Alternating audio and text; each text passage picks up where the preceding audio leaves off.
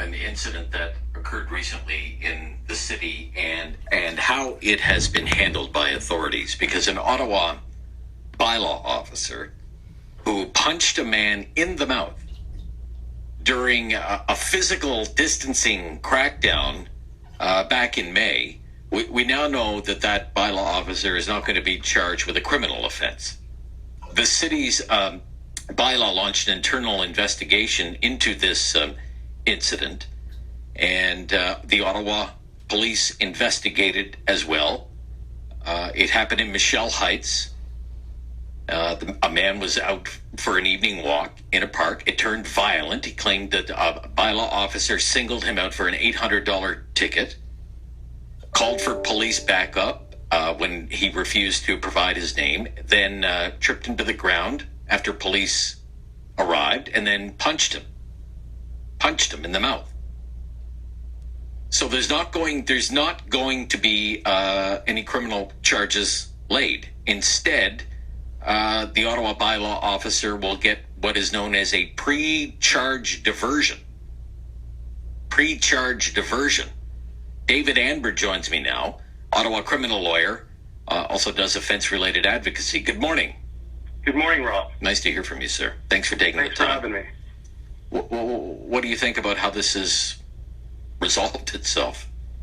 Well, I think it's shocking the way it's being handled and could not have happened in this manner at a worst possible time with the optics of everything that's going on around the world. We have a situation where, to clarify, Rob, it's not just an allegation by my client where he claims he was assaulted. The Ottawa police conducted an investigation, and I have it in writing in an email from them. They determined that an assault took place. Okay. They determined that they had grounds to charge the bylaw officer, but they decided not to charge the bylaw officer. And what's the reasoning for that? Well, as you mentioned, Rob, they used a procedure called pre-charge diversion. Now, what diversion can sometimes happen after a charge is laid. That's usually when it happens. Okay.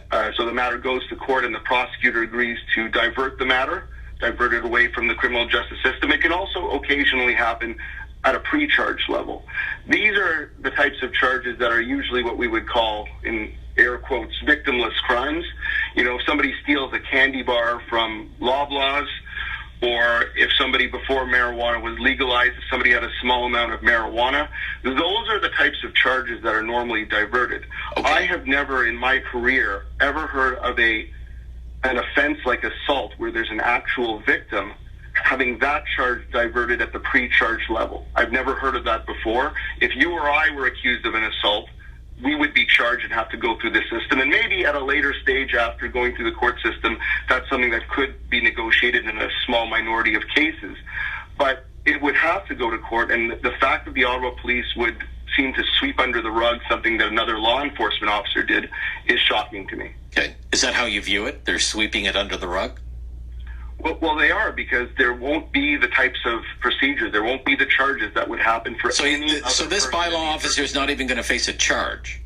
No. According to the email that the officer sent to my client, because the officer took responsibility and apologized, not to my client, but apologized to the officer for what he did, and because of the circumstances, the fact that it happened in the context of a public health situation, the officer determined that it was an appropriate case for pre-charge diversion. Like I said, that would not happen. I've never seen that happen for any of my other clients or anybody else, member of the general public. And if anything, even if this was something that could be done, which it is not, even if there ever was a situation where it is not appropriate to do it, it's where a law enforcement officer is on duty and commits this assault, but not in the course of his duties.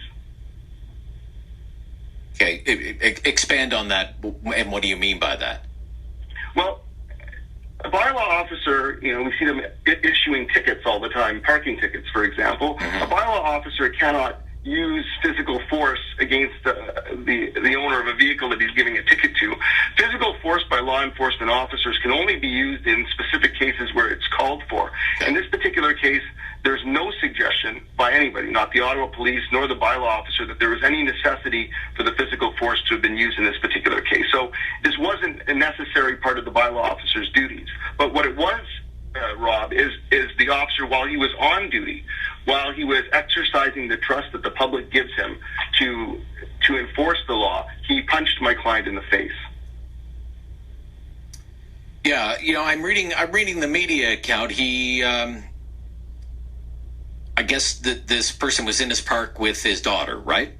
Correct. Yeah, and the officers claim that he was disobeying signs in the park about new COVID-19 protocols. And well, the officer claims that my client was playing basketball. My client was doing no such thing. The officer claimed my client was carrying a basketball. Okay. My client had no such thing, and there are witnesses. And this matter will go through the provincial offences court, and those allegations are going to certainly be disputed.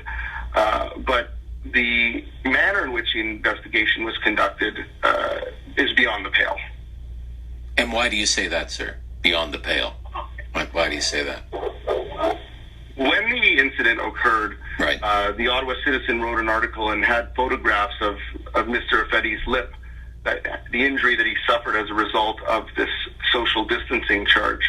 Why I say it's beyond the pale is that, again, we entrust bylaw officers to enforce the law and not to engage in physical violence against the people that they're enforcing the law against. I've never heard of a bylaw offense that resulted in physical violence like this. No, neither have I. And what is incredible to me, though, I mean, I'm familiar with conditional sentences, suspended sentences, these kinds, diversion programs to keep people, say, out of the end of the road jail, for example.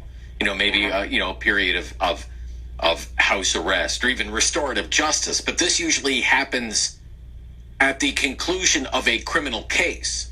Here, there's not even going to be a criminal case. Well, that's right, Rob. I mean, you refer to diversion and restorative justice. That's one way of taking the matter out of the system after it's gone into the system. And there are other ways of dealing with a criminal case that do not involve this individual going to jail. I'm not in any way suggesting that we should throw the book at this bylaw officer or ruin his life or ruin his career, but there should be some form of accountability. And the way that we administer accountability is by having the matter go through the criminal justice system, having Mr. Mantos attend, that's the bylaw officer, attend court or have his lawyer attend court and have to negotiate with the Crown prosecutor an outcome that would be appropriate in all of the circumstances.